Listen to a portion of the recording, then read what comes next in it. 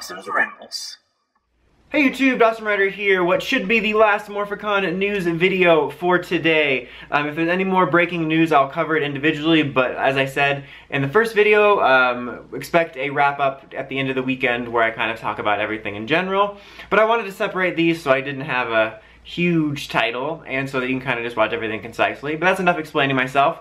Although, before I start, I want to give credit to my buddy over on Twitter, CurioZio93, who also hosts the RR Streets podcast. You should check that out. I'll link to his Twitter and stuff in the description. He's the one who provided the images that I'll be using to talk about the toys that I'm about to talk about, or the toy specifically, as well as, you know, what I used for the thumbnail that you probably clicked on.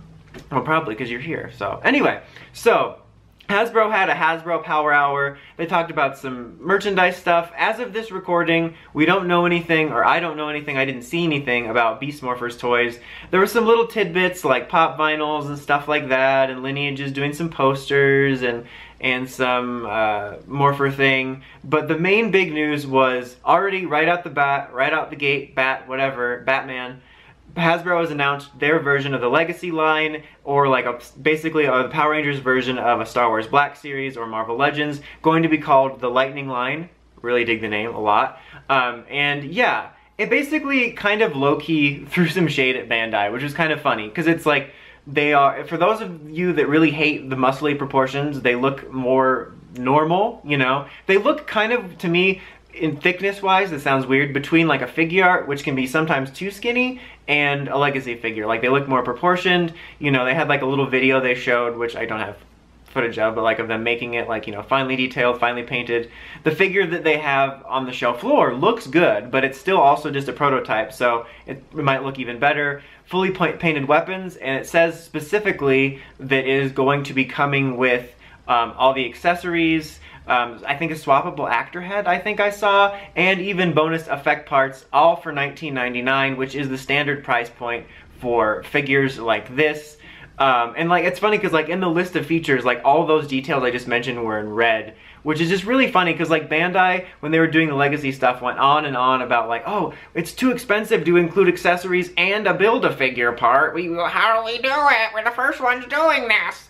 Even though like, you're looking at the Legacy line and you can take 2 steps over and see like Marvel figures, 2 steps, see DC, turn around, see Star Wars. Like, there's literally like 3 to 5 examples of people doing 6-inch figure lines with accessories and extra parts for the same price. So yeah, I'm excited.